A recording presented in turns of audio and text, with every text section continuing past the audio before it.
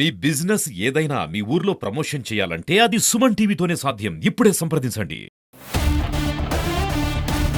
TRS నాయకులు అసలు ఇవన్నీ ఉత్తమాటలే. అసలు ఇది ఇంప్లిమెంట్ కావాలంటే కేసీఆర్ చాలా మాటలు చెప్పిండు. డబుల్ బెడ్రూమ్ ఇండ్లు అన్నారు, 3 ఎకరాల పొలం అన్నారు, 1 ఎకరాల నీళ్ళు అన్నారు. గొర్రెల స్కాము, చేపల స్కాము, ధరణిల స్కాము. ప్రభుత్వంలోకి అడుగుపెట్టిన నుంచి ఇప్పటి వరకు మీకు ప్రతి సవాళ్ళు వస్తూనే ఉన్నాయి. మీరు ఎన్ని ఆరోపణలు చేసినా, ఎన్ని శాపనార్థాలు పెట్టినా ప్రజల దీవెన ఉన్నంత మటుకు ఈ కాంగ్రెస్ పార్టీ గవర్నమెంట్ ఎవరు చేయలేరు.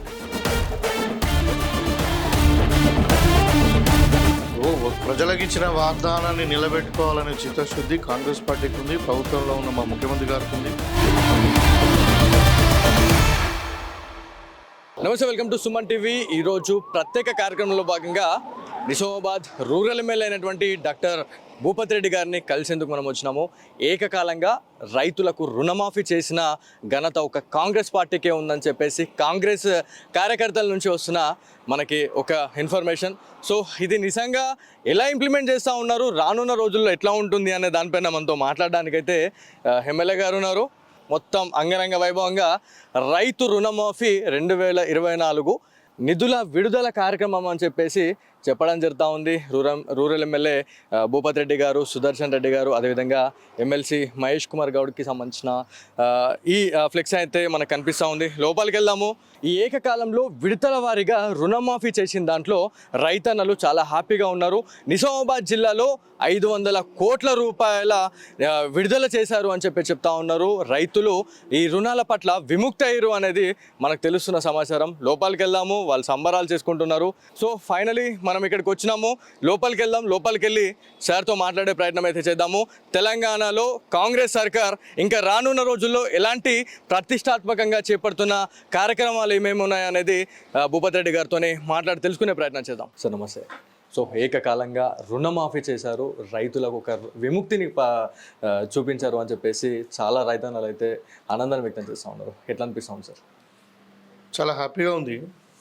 ఎందుకంటే మేము ఎన్నికలప్పుడు ప్రచారంలో భాగంగా గ్రామానికి వెళ్ళినప్పుడు గతంలో ప్రభుత్వము రుణమాఫీ చేస్తామని చెప్పి చేయలేదు. మరి మేమంతా కూడా బ్యాంకులో రుణాలు మాకు ఎక్కువైపోతున్నాయి, వడ్డీకి వడ్డీ ఎక్కువైపోతుంది, మాకు రుణమాఫీ చేయమని వాళ్ళు అడిగారు. మేము కూడా ప్రామిస్ చేసినాం, తప్పకుండా కాంగ్రెస్ పార్టీ అధికారంలోకి వచ్చిన తర్వాత మేము రుణమాఫీ చేస్తామని చెప్పినాం. ఇప్పుడు మాకు గర్వంగా ఉంది. గెలిచిన తర్వాత 6-7 నెలలకే ఇచ్చిన వాగ్దానం ఏదైతే మాట ఇచ్చిండో రాహుల్ గాంధీ గారు, మరి ఇలా అమలు కావడం అనేది మాకు కూడా ఇవాళ ప్రజలకు చెప్పగలుగుతున్నాం. మేము కాంగ్రెస్ పార్టీ అంటే మాట మీద ఉంటుంది, చెప్పింది చేస్తుంది. మేము కూడా మీకు చెప్పినాం, మాట ఇచ్చినాం, ఇలా మాట మీద నిలబెట్టుకున్నాం అని చెప్పి మేము గర్వంగా చెప్పగలుగుతున్నాం. రైతులు కూడా మరి ఇలా రుణాల నుండి విముక్తి అయినాం. మరి మాకు ఇంకా మళ్ళీ కొత్త రుణాలు తీసుకొని మరి ఇంకా రైతును రాజు చేయడం ఏదైతే లక్ష్యంగా ఉన్నదో దాన్ని ముందుకు పోతామని వాళ్ళు కూడా హ్యాపీగా ఉన్నారు. మొన్నటి వరకు చూసుకుంటే బీఆర్ఎస్ నాయకులు అసలు ఇవన్నీ ఉత్తమాటలే, అసలు ఇది ఇంప్లిమెంట్ కావాలంటే ఇక చాలా టైం పడుతుంది అని చెప్పేసి చెప్పారు. యాక్చువల్లీ 9 monthsలో ఈ రుణమాఫీ చేస్తామన్నారు, కాకపోతే 7 నెలల్లోనే ఈ రుణమాఫీ చేయడం జరిగింది. సో వాళ్ళకి ఏం చెప్పాలనుకుంటున్నారు? ఇప్పుడు వాళ్ళేమో అబద్ధాల మీద రాజకీయం చేసిండండి. కేసీఆర్ చాలా మాటలు చెప్పిండు. డబుల్ బెడ్రూమ్ ఇండ్లు అన్నారు, 3 ఎకరాల పొలం అన్నారు, 1 ఎకరాల నీళ్ళు అన్నారు, ఇక చెప్పుకుంటా పోతే ఇంటికి ఒక ఉద్యోగం అన్నారు. అన్నీ కూడా మొత్తం కూడా ప్రజలను మోసం చేసి ఇవాళ ఏం చూస్తున్నాం కదా మనం. గొర్రెల స్కాము, చేపల స్కాము, ధరణిల స్కాము, కాళేశ్వరంలో స్కాము, ఇప్పుడు ఇక ఫోన్ ట్యాపింగ్, ఒక రకరకాల కాదు వాళ్ళ విధ్వంసం ఇవాళ. అయితే అందుకే ప్రజలు బుద్ధి చెప్పారు. వాళ్ళు ఏదో మాట్లాడుతుంటారు, అబద్ధాలలో నెంబర్ 1 వాళ్ళు. కాబట్టి వాళ్ళలాగా కాంగ్రెస్ పార్టీ ఉండదు. కాంగ్రెస్ పార్టీకి చరిత్ర ఉంది. దేశానికి స్వాతంత్రం తెచ్చినటువంటి పార్టీ, ఇవాళ తెలంగాణ ఇచ్చిన పార్టీ. రాహుల్ గాంధీ గారు, సోనియా గాంధీ గారు కానీ ఒక మాట చెప్పారంటే అది ఖచ్చితంగా అమలై తీరుతుంది. సో ఇవాళ ఇది దీనికి తారకాణం ఏంటంటే మా నాయకుడు రేవంత్ రెడ్డి గారు ఇక్కడ ఆధ్వర్యంలో నడుస్తున్నటువంటి గవర్నమెంట్, ఆయన యొక్క చిత్తశుద్ధి, కాంగ్రెస్ పార్టీ యొక్క చిత్తశుద్ధి, ప్రభుత్వం యొక్క చిత్తశుద్ధి మీకు అందరూ కూడా తెలిసి ఇవాళ 7 లక్షల కోట్ల రూపాయలు అప్పు చేసిపోయింది కేసీఆర్. నిజమే, చాలామంది అనుకున్నారు ఇది సాధ్యం కాదు, ఈ అప్పులు ఇంతగానో ఉన్నాయి, వీళ్ళు ఎక్కడికి వెళ్ళి తెస్తారు, ఇది సాధ్యమా అని అన్నారు. కానీ ఇవాళ చేసి చూపించడం మేము దాని అదేంటంటే అది ఒక నాయకత్వం, పటిమాల నాయకత్వం, ప్రజలకు సేవ చేయాలి, రైతులను ఆదుకోవాలని ఒక దృఢ సంకల్పం వల్లనే ఇది సాధ్యమైంది. వాళ్ళు మాట్లాడతారు. ఇప్పుడు అదే హరీష్ రావు రిజైన్ చేస్తానన్నాడు కదా, చేయమనండి. సిద్దిపేటలో బై ఎలక్షన్ వస్తే మాట్లాడదాం. సో నిజామాబాద్ జిల్లాకి 500 కోట్ల రూపాయలను తీసుకొని వచ్చి ఈ రుణమాఫీ చేసిరు అనేది మనకు తెలుస్తూ ఉంది. ఎట్లా కొట్లాడిరు అసలు ప్రభుత్వంతోనే? ప్రభుత్వంతో మేము కొట్టడమే, అధికార పార్టీ కదా. ఇప్పుడు ప్రజలకు ఇచ్చిన వాగ్దానాన్ని నిలబెట్టుకోవాలనే చిత్తశుద్ధి కాంగ్రెస్ పార్టీకి ఉంది, ప్రభుత్వంలో ఉన్న మా ముఖ్యమంత్రి గారికి ఉంది, మంత్రివర్గకు ఉంది, మాకు అందరికి ఉంది. కాబట్టి అది ఎన్ని ఇబ్బందులైనా మరి బ్యాంక్ వాళ్ళతో మాట్లాడి బ్యాంకుకి మేము ప్రభుత్వం తరఫున గ్యారంటీ ఇచ్చి మనము మీరు రైతుల దగ్గర డబ్బులు తీసుకోకండి, మేము ఇస్తాం ఆ డబ్బులు అని చెప్పి మాట్లాడి ఇవాళ రైతులకు డబ్బులు ఇప్పించడం జరిగింది. సో ఇది ఒకటే కాదు, ఇప్పుడు మేము ఇచ్చిన 6 గ్యారంటీలలో మహిళలకు ఉచితంగా ఆర్టీసీ బస్సు ఫ్రీ ఇస్తున్నాము, 200 యూనిట్ల కరెంటు ఫ్రీ ఇస్తున్నాము, అదేవిధంగా మరి సిలిండర్ 500కి ఇస్తూ ఉన్నాము. ఇప్పుడు రాబోయే కాలంలో ఇందిరమ్మ ఇండ్లు ఇస్తున్నాము, కాన్స్టెన్సీకి ఒక 3500, అంటే దగ్గర 20,000 ఇండ్లు 5 ఏళ్ళలో మేము కట్టబోతున్నాం. అదేవిధంగా వరికి మరి సన్నవడ్లకు 500 రూపాయలు బోనస్ అనౌన్స్ చేశాము. సో ఒకటే కాంగ్రెస్ పార్టీ చెప్పిందంటే చేస్తుంది అంతే. సో ఈ ఏకకాలంలో రుణమాఫీ అని చెప్పేసి అంటున్నా ఉన్నారు. విడతల వారీగా ఈ 2 లక్షల రూపాయలను ఇస్తామని చెప్పేసి ఒక ప్రచారం అయితే జరుగుతూ ఉంది. ఇది ఎట్లా జరుగుతూ ఉంది సార్ ఇది అసలు? ఇది విడతల కాదు. విడతలు అంటే ఒక రైతుకు 1,00,000 రూపాయల రుణం ఉంటే దాన్ని 50,000 ఒకసారి, 30,000 ఒకసారి, 20,000 ఒకసారి ఇట్లా చేస్తే దాన్ని విడతలు అంటారు. ఇప్పుడు ఏంటంటే ఒక 1,00,000 రూపాయల వరకు ఏకకాలం అంటే ఒకటేసారి. ఇప్పుడు ఒక రైతుకు 1,00,000 రూపాయలు ఉందనుకోండి, నేను అయిపోయినాయి. ఇంకొక రైతుకు 1,50,000 ఉన్నాయి అనుకోండి, ఈ ఫస్ట్ లోపల అయిపోతాయి. ఇంట్రెస్ట్ దీన్ని విడతలు అన్నారు దాన్ని. సో ఏంటంటే తర్వాత 2 లక్షల రూపాయల వరకు రుణం ఉన్నదానికి ఈ 15th ఆగస్టు లోపల చేస్తామని చెప్పినాము. ఇది ఏకకాలమే. అయితే ఏంటంటే అది కుటుంబ ప్రాతిపదికన చేస్తున్నాం. ఒక కుటుంబం ఒక యూనిట్గా తీసుకుంటున్నాం కాబట్టి దానికే కుటుంబంలో ఎవరున్నారు ఏం కదా అని తెలుసుకోవడానికి మనము రేషన్ కార్డు. అంతేగాని రుణమాఫీకి ప్రతి రైతుకు అవుతుంది. దాంట్లో రెండు ఒకటి ఏంటంటే ఆయనకు రైతుకు భూమి ఉండాలి, పాస్బుక్ ఉండాలి, దానికి రుణం ఉండాలి. తర్వాత వాళ్ళు ఆ బ్రాకెట్లో రావాలి. ఏది 12th డిసెంబర్ 2018 నుండి 9th డిసెంబర్ 2023 బ్రాకెట్లో ఉంటే వాళ్ళకి రుణమాఫీ 100% అయిపోతుంది. ఇక సో చాలా మందికి ఉన్న డౌట్ సార్, అంటే 25,000 ఉన్నా 50,000 ఉన్నా కూడా మాకు ఈ రుణమాఫీ కాలేదు అని చెప్పేసి చాలామంది సందిగ్ధంలో ఉన్నారు. వాళ్ళకి మీరు ఏం చెప్పాలనుకున్నారు సార్? అంటే వాళ్ళు 2018 కంటే ముందు రుణాలు చూసుకోవాలా, లేదంటే మొన్న గవర్నమెంట్ వచ్చిన తర్వాత రీషెడ్యూల్ కూడా ఫ్రెష్ రుణాలు తీసుకోవాలి, ఏదో ఒకటి ఉంటుంది. లేదంటే వాళ్ళు ఫ్యామిలీలో అందరు కలిసి ఇప్పుడు 2 లక్షల కంటే ఎక్కువ ఉండొచ్చు, ఏదో కారణం ఉంటుంది. కానీ అదేం లేదు, అట్లా నిజంగానే వాళ్ళకు 25,000 మాత్రమే ఉన్నాయంటే మేము దగ్గరుండి మేము చేపిస్తాం, వాళ్ళకి వాళ్ళు భయపడాల్సిన అవసరం లేదు. సో నిన్న కూడా రుణమాఫీలో భాగంగా చాలా గ్రామాలని మీరు పర్యటించారు. గ్రామాల నుంచి ఎవరైతే కార్యకర్తలు కావచ్చు, ప్రజల నుంచి ఎలాంటి రెస్పాన్స్ వస్తూ ఉంది? జుబిలెంట్. మొత్తం రైతులందరూ కూడా పండగ చేసుకుంటూ డ్యాన్సులు వేయడము, పటాకులు కొట్టడము, స్వీట్లు పంచుకోవడము. ఈ రైతుల్లో ఆనందం ఇంతవరకు ఇంత పెద్ద ఆనందం ఎప్పుడు చూడలేదు. గతంలో రాజశేఖర రెడ్డి గారు కాంగ్రెస్ పార్టీ అధికారం ఉన్నప్పుడు 1,00,000 రూపాయలు రుణమాఫీ చేసిండ్రు. ఇవాళ ఏదైనా రైతులకు ఉచిత కరెంట్ ఇచ్చింది 2004లో, 20 ఏళ్ల కింద కాంగ్రెస్ పార్టీ ఇచ్చింది. ఇవాళ రెండోసారి రుణమాఫీ చేస్తా ఉన్నాం. అప్పుడేమో దేశమంతా చేసిండ్రు. ఇది ఒక చరిత్ర. ఏంటంటే ఇవాళ 29 రాష్ట్రాలలో రైతులకు 2 లక్షల వరకు ఏకకాలంలో రుణమాఫీ చేసేటువంటి ఏదైతే పద్ధతి స్కీమ్ ఉందో అది భారతదేశ చరిత్రలోనే ఒక ఘట్టం. అది సువర్ణాక్షరాలతో నిర్వహించాలా. సో ఫైనల్గా చరిత్ర తిరగరాసిరు అని చెప్తారు తెలంగాణలో. 100% it is not a joke. చిన్న రాష్ట్రము, 4 కోట్ల జనాభా, మరి 7 లక్షల కోట్ల అప్పు, అన్నిట్లో చూస్తుంది కదా. అయినా కానీ మరి ఇవాళ 32,000 కోట్లు మామూలు విషయం కాదు. ఇంత పెద్ద ట్రాన్సాక్షన్ ఈవెన్ ప్రైవేట్ కార్పొరేట్ సెక్టర్లో కూడా కాలేదు, గవర్నమెంట్ అయితే ఎప్పుడు కాలేదు.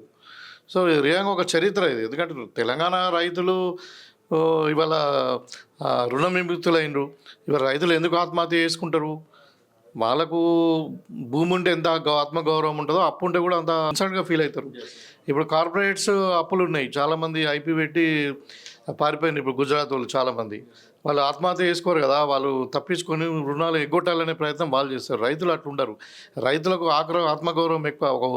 ఒక అప్పుల వాడు ఇంటి ముందర ఉండద్దు, ఉంటే వాళ్ళు ఇన్సర్ట్గా ఫీల్ అయ్యి మరి మనం చూస్తూ ఉన్నాం గతంలో 2-3 లక్షల కొరకే కూడా ఆత్మహత్య చేసుకున్నటువంటి సందర్భాలు. ఇవాళ రైతులు కాలర్ వేసుకొని నేను రుణమిక్తునైనా నా ఇంటి ముందర కూడా అప్పుల వాడు లేడు అనే ధైర్యం వాళ్ళకు ఒక భరోసా ఇలా కాంగ్రెస్ పార్టీ నమ్మకం ఇచ్చింది. కాబట్టి ఇది డెఫినెట్గా ఇది హిస్టారికల్ ఈవెంటే. సో ప్రభుత్వంలోకి అడుగుపెట్టిన నుంచి ఇప్పటి వరకు మీకు ప్రతి సవాళ్ళు వస్తూనే ఉన్నాయి. ప్రతిపక్ష పార్టీల నుంచి ఇంకొన్ని రోజులే ప్రభుత్వం ఉంటుంది, ఇంకొన్ని రోజుల్లో కూలిపోతుంది అని చెప్పేసి ప్రతిపక్ష పార్టీల నుంచి వస్తున్న ఒక ఆరోపణలు ఇప్పటికీ నడుస్తూనే ఉన్నాయి. ఫైనల్లీ ఏం చెప్పాలనుకుంటున్నారు? మేము అదే అంటున్నాము. ఇప్పుడు 10 ఏళ్ళు అధికారంలో ఉన్నారు టీఆర్ఎస్, ఏం చేయకనే తీసి బండ కుతికిరు ప్రజలు. ఉతికి వల్ల కాలేరికి ఫామ్ హౌస్లో వండుకోక శాపనార్థాలు పెడతా ఉన్నారు. ఈ ప్రభుత్వం కూలిపోతుంది, ప్రభుత్వం కాలిపోతుంది. అరే ప్రభుత్వం ప్రజలతో ఎన్నుకున్నటువంటి ప్రభుత్వము, అబ్సల్యూట్ మెజారిటీ ఉంది, ఎట్లా కూలగొడతావు? నీ దగ్గర ఉన్నది 35 మంది, బీజేపీ దగ్గర 8 మంది ఉన్నారు, ఎట్లా ప్రభుత్వాన్ని కూలగొడతావు అంటే ఇద్దరు కలిసి కుట్రలు పంతున్నారు అన్నట్టు. పన్నీ ఏం చేసారు, ఎమ్మెల్యేలను మళ్ళీ ఏదో కొందామనే ప్రయత్నం చేసి ప్రజాస్వామ్యం కూని చేద్దామనే ప్రయత్నం చేస్తే పాపం ఇవాళ కాంగ్రెస్ చేస్తున్నటువంటి మంచి పనులు, ఇందిరమ్మ రాజ్యం వచ్చింది, ఇలా మొత్తం ధర్నా చౌక్ ఓపెన్ అయింది, ప్రజాపాలన వస్తున్నది, అది గడిలను బలగొట్టి ఇలా ప్రజల యొక్క ప్రజాభవన్ని ఏర్పాటు చేసి ఇవాళ అన్నీ చేస్తూ ఉంటే ఎమ్మెల్యేలు అందరూ కూడా వాళ్ళు టీఆర్ఎస్ ఎమ్మెల్యేలు కూడా మాకు ఇదే ప్రభుత్వం ఉండాలి, కూలిపోవద్దు అని చెప్పి ప్రభుత్వం ఆదుకుంటామని చెప్పి అన్కండిషన్గా వాళ్ళు కాంగ్రెస్ పార్టీలో జాయిన్ అవుతుంటే ఇక వీళ్ళు మాట్లాడుతున్న ప్రజాస్వామ్యం కూని చేసిండ్రు అంటే వీళ్ళు బీజేపీ వాళ్ళ. నేను ఒక ప్రశ్న అడుగుతా ఉన్నా కిషన్ రెడ్డి గారిని, ఏమడుగుతున్నాము, ఇలా 10 సంవత్సరాలలో బీజేపీ కేంద్రంలో అధికారంలో ఉన్న తర్వాత దగ్గర 13 నుండి 14 రాష్ట్రాల్లో ప్రభుత్వాలను పడగొట్టిందండి. అడ్డగోలు ఇప్పుడు ఆంధ్రలో 4 రాజ్యసభ మెంబర్లను జాయిన్ చేసుకున్నారు.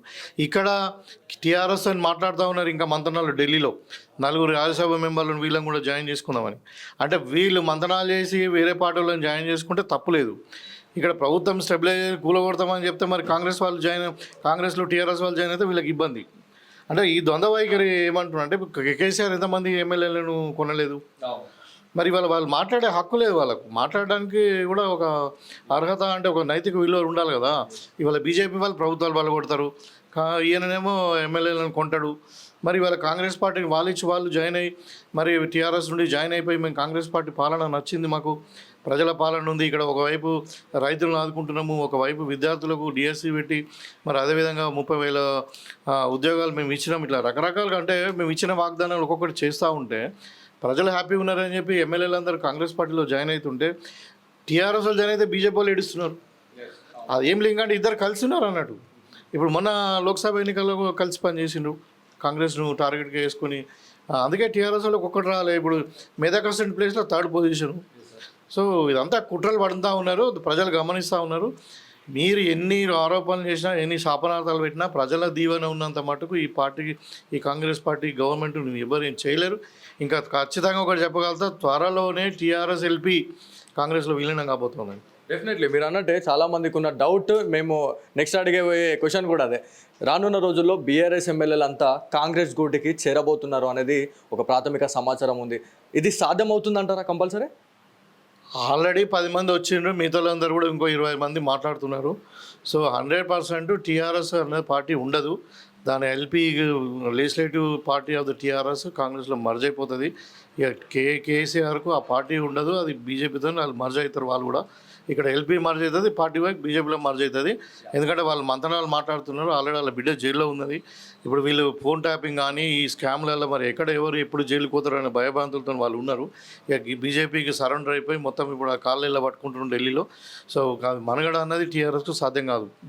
Thank you sir. మనం చూడొచ్చు, ఏదైతే ఏకకాల రుణమాఫీలో భాగంగా రైతన్నలు విముక్తి పొందిర్రు ఈ రుణాల నుంచి అని చెప్పి చెప్తా ఉన్నారు. ఏకకాలంగా ఇది చేయడం తెలంగాణలో ఒక చరిత్రను సృష్టించినాము, చరిత్ర తిరిగి రాసినాము అని చెప్పేసి rural MLA doctor Bhupathi Reddy గారు అయితే చెప్పడం జరుగుతూ ఉంది. సో ఇది ఒకటి సుమన్ టీవీ స్పెషల్ ఫోకస్.